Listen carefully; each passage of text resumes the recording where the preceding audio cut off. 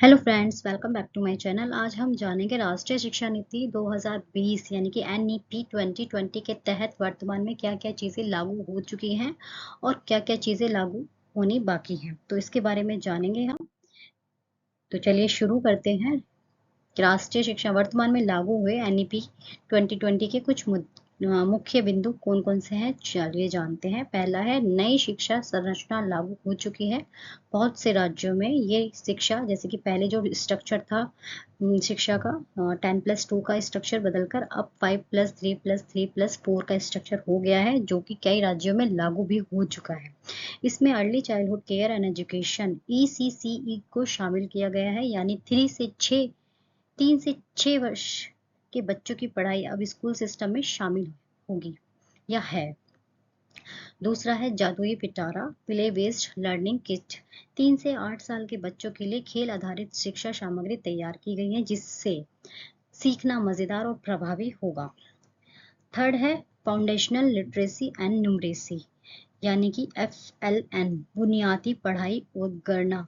निपुण भारत मिशन के तहत कक्षा 3 तक सभी बच्चों को पढ़ना, लिखना और गणना सिखाने का लक्ष्य रखा गया है। 2020 से 2023 के बीच FLN दक्षता 58% से बढ़कर 70% हो गई है।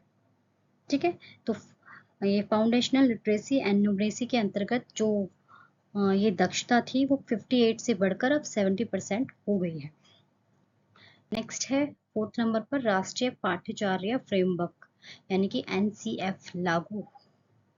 23 राज्यों और केंद्र शासित प्रदेशों ने NEP आधारित पाठ्यचर्या को अपनाया है। 5th है, 4 ईयर अंडर ग्रेजुएट प्रोग्राम, 4 वर्षीय स्नातक पाठ्यक्रम। 105 से अधिक विश्वविद्यालयों यानी कि यूनिवर्सिटियों में 19 केंद्रीय विश्वविद्यालयों सहित ने 4 साल का स्नातक कार्यक्रम लागू कर दिया गया है। यानी कि अब जो ग्रेजुएशन है वो पहले 3 साल की होती थी, अब वो 4 साल की कर दी गई है। इसमें मल्टीपल एग्जिट ऑप्शन है, जैसे कि 1 साल बाद सर्टिफिकेट, 2 साल बाद डिप्लोमा, 3 साल बाद बैचलर डिग्री और 4 साल बाद मल्टी डिसिप्लिनरी बैचलर डिग्री। ये सारी चीज़ें इसमें शामिल है। 6 है, भाषाई समावेशिता। अब GEE और NEET जैसी राष्ट्रीय परीक्षाएं 13 भाषाओं में आयोजित की जा रही हैं। इंजीनियरिंग और मेडिकल कोर्स भी अब स्थानीय भाषाओं में पढ़ाए जा रहे हैं। यानी कि जो पहले सिर्फ इंग्लिश भाषा में अवेलेबल थे, अब ये वाली जो बड़ी बड़ी हायर एजुकेशन है वो इंजीनियरिंग लाइक मेडिकल कोर्स भी अब मतलब स्थानीय भाषाओं में, यानी कि किसी की हिंदी भाषा है तो हिंदी में भी वो कोर्स पढ़ाए जा रहे हैं, यानी कि पढ़ाए जाएंगे। और स्थानीय जो भी जिसकी भाषा है उन भाषाओं में पढ़ाए जाएंगे ये इंजीनियरिंग और मेडिकल कोर्सेज भी। तो बहुत ही अच्छा हो चुका है इस चीज़ को देखें तो, क्योंकि बहुत से जो लोग हैं हिंदी मीडियम के होते थे जो इंग्लिश को देखकर ये एग्ज़ाम्स नहीं भरते थे, क्योंकि उनको इंग्लिश भाषा नहीं आती थी।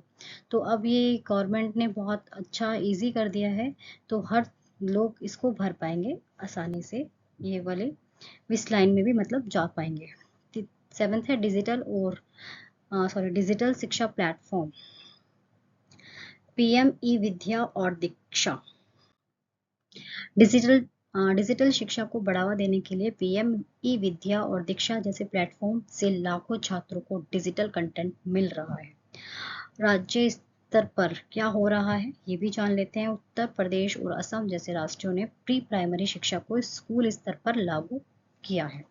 महाराष्ट्र, गुजरात, हरियाणा, मेघालय, मिजोरम जैसे राज्यों ने अपने अपने पाठ्यक्रम और योजनाएं NEP के अनुसार ढाल ली हैं। तो आई होप आपको बहुत सारी नॉलेज मिली होगी इस वीडियो के थ्रू।